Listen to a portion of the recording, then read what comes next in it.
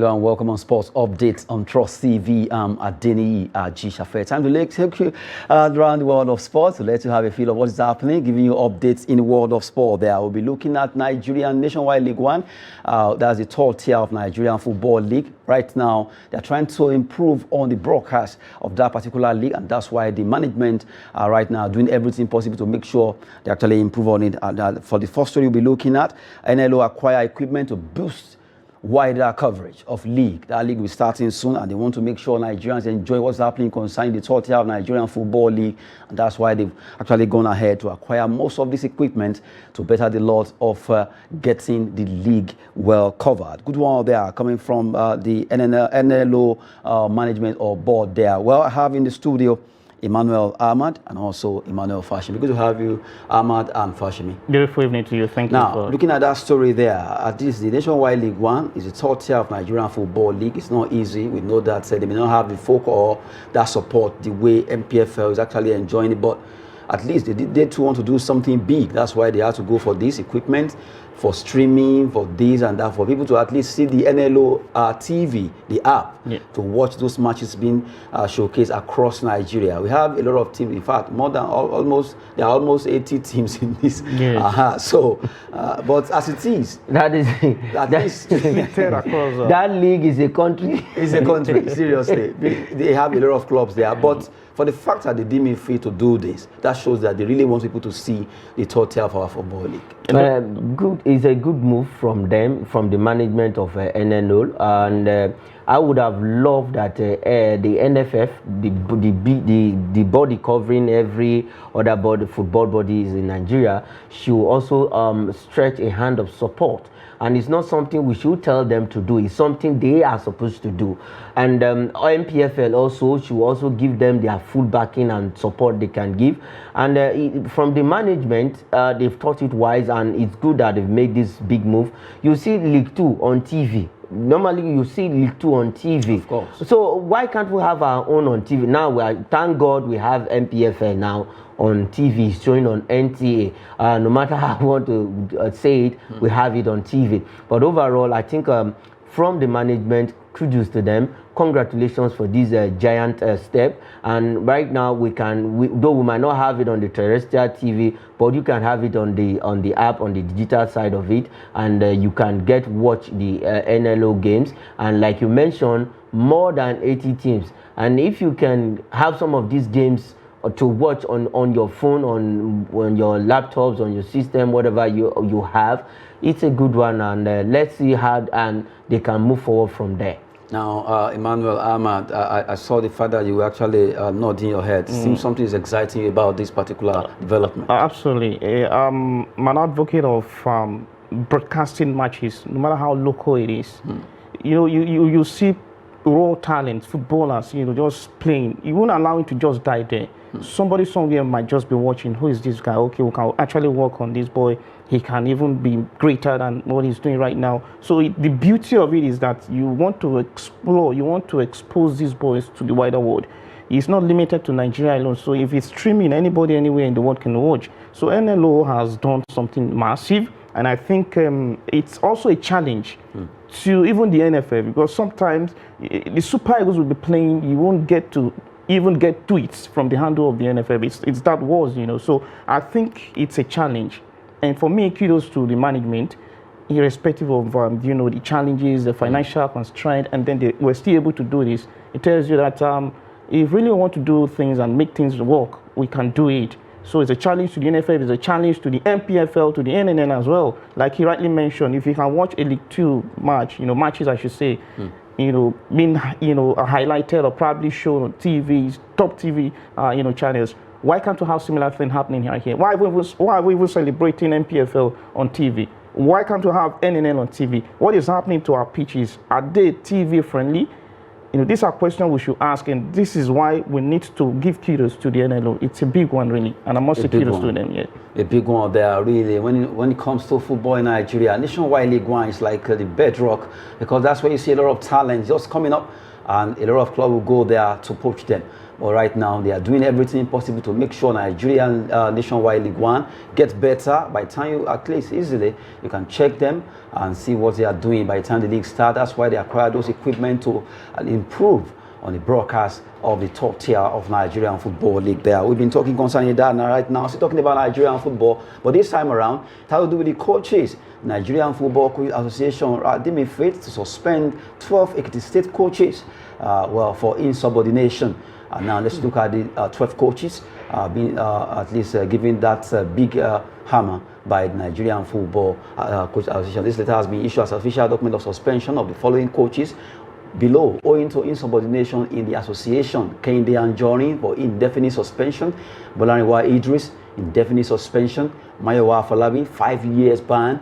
Look at Ade Bayodele 5 years, Kolawole Taiwo, Afolami Raphael also 5 years, Aborish Adetunde 5 years, you have Ajumobi Dohati 5 years, and you have Alade Downsi Victor also on 5 years ban, Bosede Ogumbuide on 5 years, Abiodun Bright, you have Patrick Oluwayomi. Those are the 12 coaches being given a ban from the Nigerian Football Coaches Association, NFCA, for insubordination. And that's a big one. They are going to Ekiti. Ahmad, you look at this, it shows that something is really wrong somewhere. Because according to the news, they said they were insubordinate, they did what they are not supposed to do. I think they need to give us more. There's more to this story.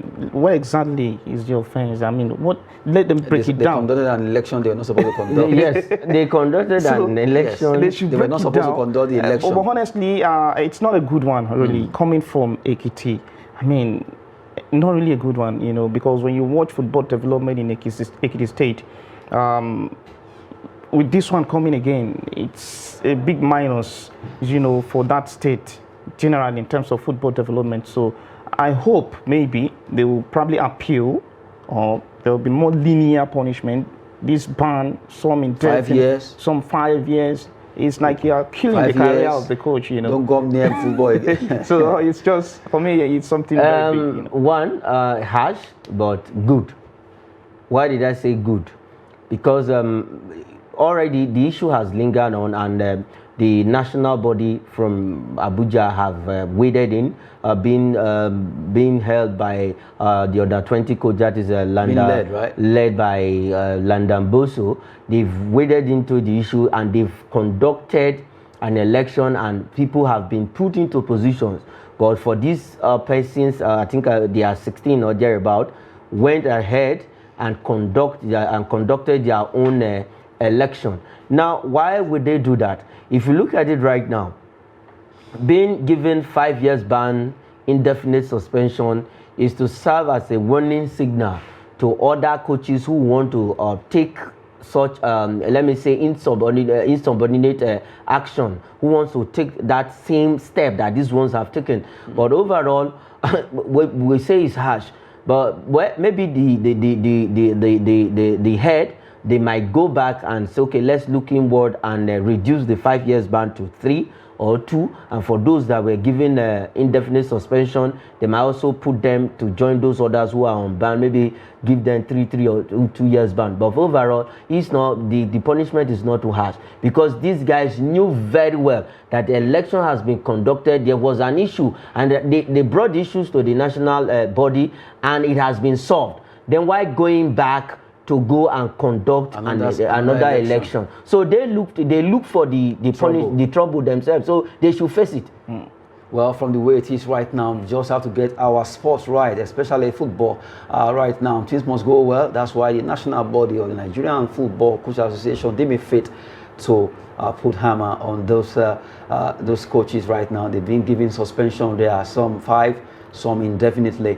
But right now, just everything will go well concerning that particular state FA there. Now, quickly, coaches there. And now we move away from that. Let's talk about Friday fixtures. Matches will be coming up in different locations over there in Europe. We look at those matches in Italy, in Spain, and also not forgetting France. Let's start with Spanish football. Rayo Vallecano against Osasuna will be coming up. Schalke versus Hertha Berlin at the Olympic Stadium.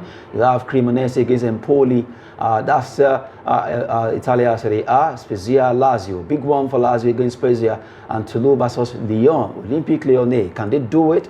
Can they go on rampage against Toulouse? Well, we look at this one by one. Rayo Vallecano Osasuna. Well, if you look at this particular fixture, you want to, as you guys always say on paper, you don't know where the paper is. It's always on the paper. table. But really, Osasuna, Rayo Vallecano. Big game for Rayo Vallecano. They are not that this season. I think they better their chances this season than that of last season where they were struggling. But this season they are still struggling, but overall it was better than what we saw last season. But against a team Osasuna who they don't go on relegation, they don't challenge for for the title, but they are just there to actually gather points, just complete the number, gather points, and remain in La Liga. But overall, I think it's going to be a one-sided game. Seeing Rayo Vallecano taking all the 3 points. 3 points, 2 goals. Seriously? Octopus Emmanuel, let's see, maybe you actually predict right, but I don't think you agree with that. No, not really. I'm not. Remember what Real Madrid did to them? I think that's going to actually, create more scare, going into this match. So it's not going to be a one-way or one-sided game, like he said. It's football, and of course, it could be anybody's game. So I think it's open, and it could be anybody's game at the end of the day. For Rayo, they shouldn't think it's going to be an easy ride for them. I'm not too sure they will have it that easy. They might not have it easy at all. We've been talking concerning matches over there in Europe for tonight. Well, those matches will be coming up, but we just mentioned Rayo Vallecano versus Osasuna, and now we look at German football there. That has to do with that's Schalke 04. Schalke 04 will be playing at the Olympic Stadium, and can they hold their own in that game? Schalke 04 struggling this season. Seriously, they are not.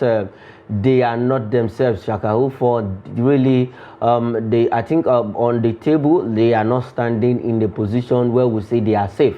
They themselves with Bochum and the rest of them will be struggling already on that relegation on the red zone. But against Hertha Berlin also, but it's a game. It's a game of 90 minutes, 11 players on both sides. But overall, it's open. Let me be on the fence this time around. No. It's a 50-50 chance. Okay, 50-50. You are sitting on the fence, not on the wall.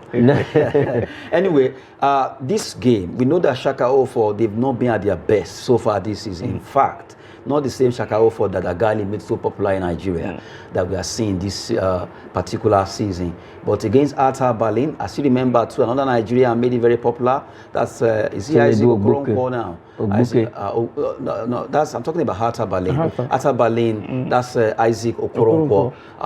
So no, Solomon Okoronkwo. Not Isaac. No, Isaac playing in Russia, but Solomon Okoronkwo was one that made it popular in Nigeria. So Hertha Berlin, Schalke 04 tonight. For you, Ama and Emmanuel, these are teams that are okay. Anytime you think German, you think okay, they are there to make up the numbers, especially Schalke 04, who before were one of those big boys, but right now they are really struggling. Definitely, how things really fall apart for Schalke. But going into this game, I think they will come all out, play with everything, knowing fully well that it's not really looking good for them right now. The red zone, that's where they are, and they want to give it everything to at least get get normal, reasonable points to give themselves a little bit of lifeline. Of course, one will say, the morale is down, and probably the fans are also not happy. They might not have that full support, but again, I think they might just manage to at least replicate something like redeem their image in this game. Well, it's going to be a tough one there between Schalke 04 versus Hertha Berlin. A big one there at the Olympic Stadium there, where that game will be coming up. And now let's look at Empoli. Empoli will be fighting against Cremonese, a team where you have two Nigerians there. You have Tyrone Behin Empoli, and you look at Cremonese, Okereke is there. And in fact, I think there are two right now. That match will be a big one because we want to see Nigerians facing themselves in this game. Cremonese, I think Series Desires Yes, is also, Desires there, is is also there. in that team. And for Desires, I don't know the reason why he actually left Feyenoord, and though he was on loan, but there was an open deal for him to be permanent. He chose Cremonese, and right now they are struggling. But I think they have a very good run in the Coppa Italia. But right now they are out of it. So, but for tonight's game against Empoli, Empoli also is good. They are doing well this season. But for Cremonese, they need all the points they can get in the whole world right now, not to just go on relegation. And if you look at it, where they are is an uphill task for them. So they might get something out of this game, either a draw or probably win. But their chances of winning is very slim. Do you agree with that? So slim, really. I really do agree with him. And of course, for Desas, like he said, well, I think he really thought it very wise that the Italian Serie A is more bigger than where he was. So the need for him to come around and probably prove something. But again, you know, when you don't have people that can actually help you or support you, it's difficult. So he might just be regretting right now, but then he needs to fight on and see where it will end at the end of the day. Well, that's Italian Serie A football there. We still have another one, that's with Spezia versus Lazio. I expect a lot of Nigerians or follower of football will be saying, well, Lazio will actually dominate this game, but football can never be so permanent. It can be so unpredictable. Spezia might just come out to turn things around against Lazio. Anything can happen. Lyon versus Toulouse, another one that you can place Lyon, just like the way Lazio is to Spezia, but anything can happen. Spezia, Lazio, Toulouse, Lyon, 2-in-1. 2-in-1, but for Lazio, I think they are second on the table behind Napoli, and they've gotten some big results this season. They've beaten Napoli, and they also, I think they gave Inter Milan a scare. I think it was a draw thereabout, and they have equally had some big teams outside Napoli and Juve. They struggled against them, but against a Spezia, not lowly rated Spezia, because it's Spezia as a team that they know how to play this defensive style of football. They will not, they won't give you that chance to hurt them. Rather, they will not even attack you. They will sit deep and defend with all they can. But for Lazio, they want to hold that second position close to their heart, and then probably grind out this win and then stay second on the table, and where they are looking to play the Champions League football come next season.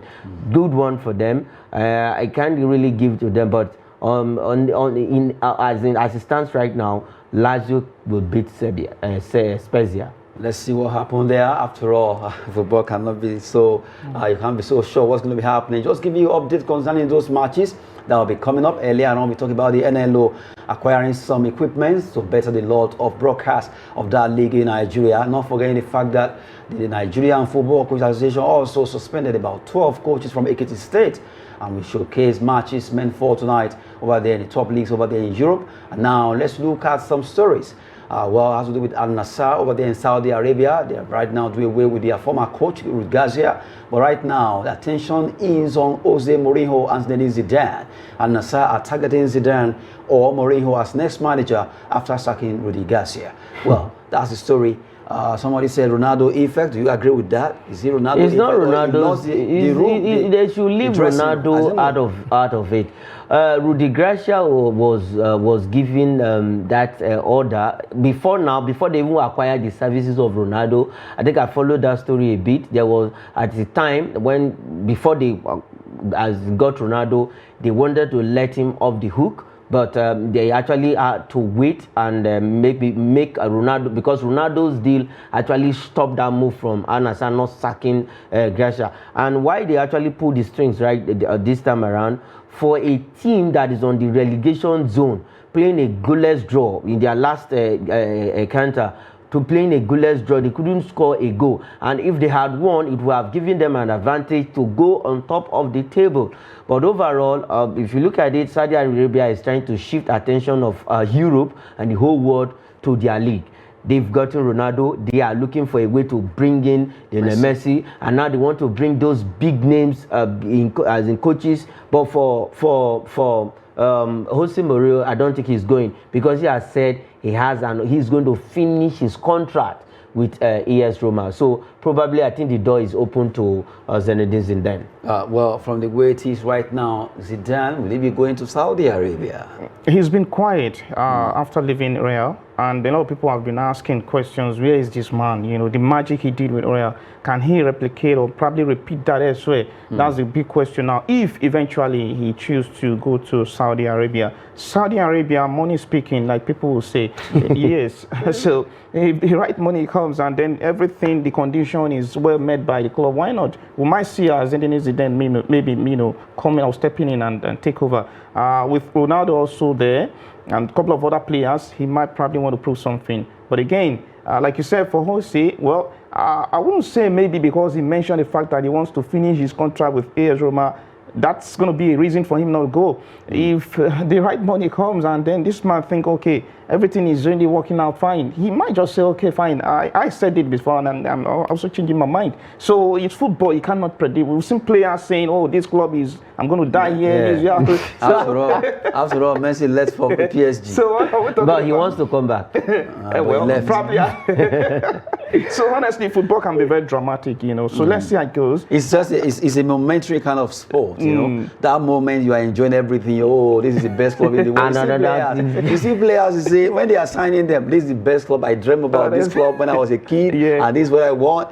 They don't feature them for like 5-6 matches. They begin to see different. They say no, this is not the club I dreamed of. Really, it can be so unpredictable. We've been talking concerning that transfer that could happen. Will they get Zinedine Zidane or Jose Mourinho over there in Saudi Arabia, Al-Nassr, after doing away with Rudi Garcia there? Well, right now, we wait to see what will be the next coach for Cristiano Ronaldo. While we're still talking about that, quickly let's look at the particular player of Monaco, a defender, Axel Disasi, right now getting a lot of accolade from Manchester City and Chelsea. Their scouts are watching Monaco's defender, Axel Disasi. In fact, their last game, Man City and Chelsea scouts were there to watch. I think Man City, they really want to beef up their defense line after acquiring the services of Akanji. I know how Pep Guardiola can overthink his formation and his player, and sometimes he gets it right, and sometimes he doesn't.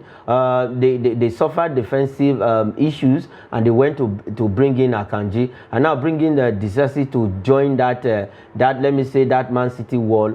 It's going to be a big one. And for Disasi, he's a good player. I've watched some of his games that he has played. He's not that bad, but I think he has this same quality with Koulibaly, but better than Koulibaly. He's sharp on the ball. He has an eye. He knows how to close up defense, and they have to just put strikers on, as in put them in a box, put them in an impossible position where they cannot get anything out of it. So if Man City or Chelsea gets him, good one. If you mention Koulibaly, I think Koulibaly played best of his football with Napoli. Yeah, that is why I say he has that qualities. But in a way, he is better than Koulibaly. Okay, now looking at Disasi now, Manchester City, Chelsea, where would you think would be the best place for him, considering the fact that, yes, Chelsea, they acquire so many young players and they are building for the future. Like I told someone, by the time these boys gel, by the time they work as a team, Chelsea will be on fire. The fear of Chelsea will be the beginning of wisdom in Europe. Seriously. Well, all they need is a manager that understands how to use this player, how to play them together, how to pair them. And if that comes out, they get a coach. Lampard, or maybe Lampard can do it. That would be a good one for Chelsea. For Chelsea to be running after Disasi, Ahmad, where would you prefer? Is it Man City or Chelsea? I think it should be Manchester City. One, because a Pep Guardiola that really want to make a statement. He has, at least to a certain extent, given Manchester City management something to cheer, but then they still want to win something, and that is the UEFA Champions League.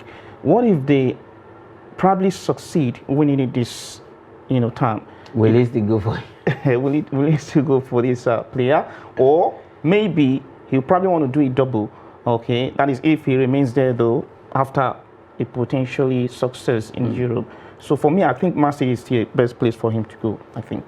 Well, you agree that Man City should be the best place for him? I will not agree that, because Man City already have number of defenders. Akanji is there. We have Walker. We have who can also play in that position. We have John Stones. they have a lot of defenders. But for Chelsea, Thiago Silva is old. Koulibaly is also of age. Who is the outside Chalobah, who is young in that role. So I think Chelsea should go to Chelsea, where he will blend with the young players. Going to Manchester City, no, it's a no for me. But for a coach like Pep Guardiola, I wouldn't want Chelsea to play under him, because Pep Guardiola know how to rubbish a player at some point.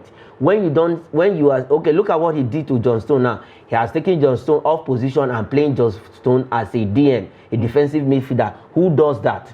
Well, Pep Guardiola. But for Chelsea, if he wants to enjoy football for the rest of his career now, and then maybe probably live to any other way, he should go to Chelsea, where he has the young ones, where he can get a playing time, a starting time, and then he's going to play 19. If he will play week in, week out. But in Man City, they will be rotating. I think as a very good player, he has the chance to break into any team. He's a good player. So, I'm not disputing that. But the best place to go is Chelsea. No, I wouldn't agree with you. We should go to Chelsea, not Man City. Chelsea, not Man City. Building very good young players. The Chelsea can hear us. Some of these players can also say, okay, fine, what exactly is this guy doing that we cannot do? If that is the criteria for you to say he cannot play under Pep Guardiola at Manchester City, so he can break into any team, and going to Manchester City, you also go. The Manchester City defense is already congested. From, Leicester, that defense is already congested. That is what you look at. No. Now a congested defense, you want a player to go and put himself there. Why are they scouting for him? Whether they scout or they don't scout, that defense is already congested. We have a lot of players there. But in Chelsea that is rebuilding, they want to, when the old age ones are fizzled out, these young ones take over. Now, Thiago Silva, how old is Thiago Silva? So they need a replacement. So for Chelsea, he should go to a place where he will get playing time. Not Man City. Man City defense is congested. They have a lot of players there. Chelsea should go to Chelsea. If this guy happens to be maybe one of your younger brothers, let me put it that way, and the money or the deal from Man City is bigger than that of Chelsea, will you still say he should go to Chelsea? Okay, as a footballer, I at least I played football before.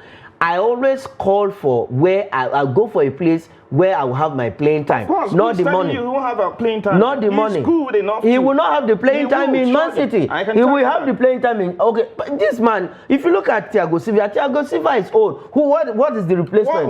So that is what Chelsea is going for. Chelsea is going for replacement. No, okay, they brought in all the players that Chelsea acquired this season. Look at their age. Look at the age range. Chukwuemeka, Edo Hernandez. Look at the young, as in the players they acquired. They are young ones. Those who will take over from the aging one, the likes of Kante and the rest of them. So Chelsea should go to Chelsea. Manchester City, I think. Well, I just have to agree with both of you there. Wherever the young man finds himself, Chelsea or Man City, let him stay there. But the last one says James Rodriguez right now has terminated his contract with Olympiacos.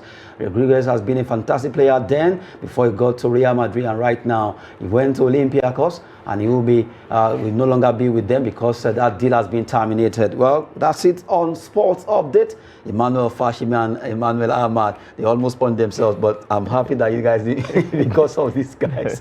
Well, good to have you guys in this in the studio. Pleasure. It's my pleasure. I'm Adeniyi Ajishafe. We always give you the best of sport update here. Keep watching, and thanks for watching. Well.